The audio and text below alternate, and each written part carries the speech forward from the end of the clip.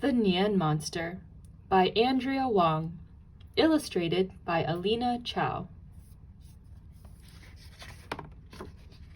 The Nian Monster. 3 days before Chinese New Year, Shanghai was alive with color and sound. Xingling and her grandmother hung the last of the decorations. "Po Po," Xingling asked, "why are they all red? There is no blue, no pink, no purple."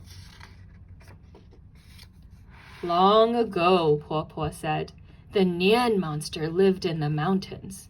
His jaws were as wide as caverns, his teeth were sharper than swords, and he was filled with a terrible hunger. Each New Year, Nian ate whole villages." Xingling gasped. "What happened to him?" "Every monster has a weakness. Nian had 3. Loud sounds, fire, and the color red.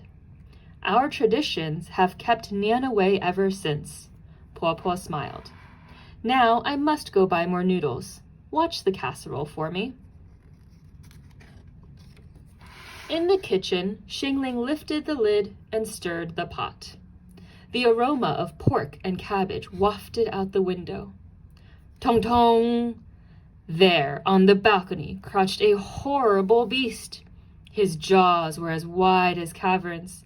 His teeth were sharper than swords. "Ayah!" Xingling cried. "Nian has returned." "I have come to devour this city," growled Nian. He stretched his wide, wicked jaws and roared. All the buildings in Shanghai shook. Xingling pointed to the city below. "We have red banners, lanterns, gongs, and drums. Why aren't you scared?" "Pay," the monster spat. "That was thousands of years ago. Those old tricks don't frighten me anymore. I am starving." He licked his lips. "You will make a tasty appetizer." "Wait!" Xingling scanned the kitchen. "Have a bowl of long life noodles first. If you live longer, you can conquer more cities." Nian stroked one pointy horn. "You are wise, little one. Noodles first, then you, then the city." "Good. Wait for me in the park." Nian leaped down the People's Square and paced around the fountain. Xingling ran to the best noodle shop in Shanghai. She asked the head chef to prepare a special dish just for Nian. All day the chefs mixed and kneaded and pulled. Finally, they pushed the giant bowl in front of Nian. Nian slurped and slurped and slurped. "My stomach is too stuffed to eat more," he groaned. The chefs had only made one noodle, just one, the longest noodle in China. Nian belched. "I will devour the city tomorrow." The next day, Nian glared down from the Jinmao Tower and stretched his wide, wicked jaws. "Wait!" Xingling yelled. "Eat fish first, so you will have good fortune all year long." Nian flicked his forked tail. "You are wise, little one. Fish first, then you, then the city." "Good. Wait for me by the river." Nian bounded over to the Oriental Pearl Tower and circled the largest globe. Xingling ran to the best fishing fleet in Shanghai. She asked the captain to catch a special kind of fish just for Nian. All day the fishermen baited and hooked and scaled. Finally, they rowed the fish across the Huangpu River to Nian. Nian gulped and gulped and gulped. The fish bones pricked and poked.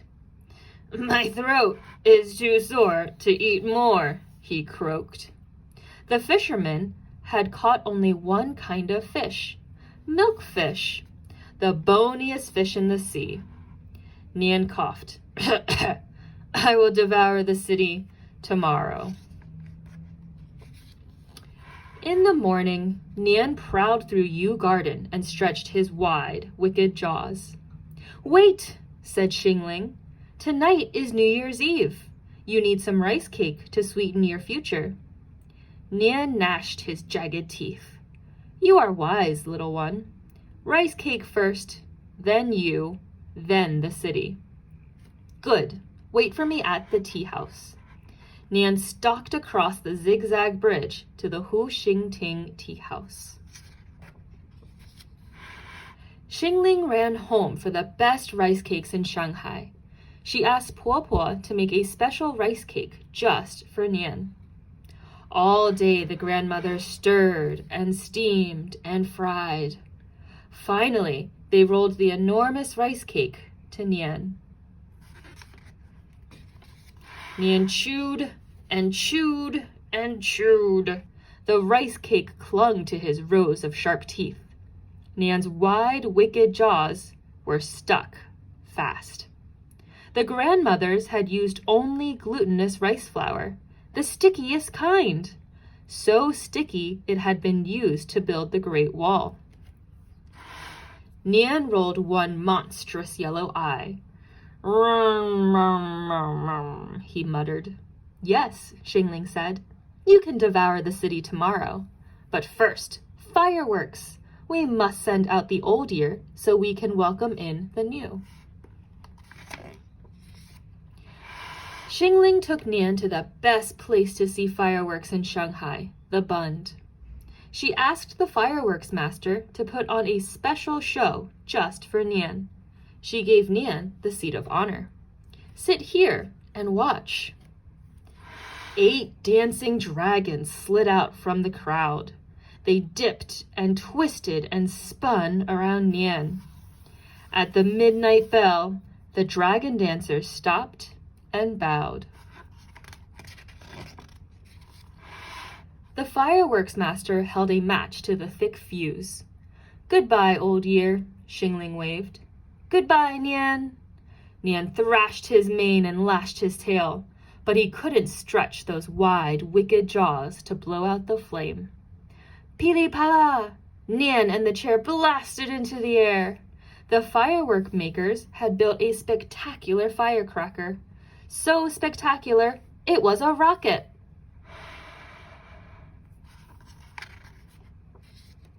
Nian's claws tore a hole in the fabric of the sky. Just before he shot through, Nian shouted, I'll be back next year. Good, Xingling said. You haven't tried my dumplings yet. The end.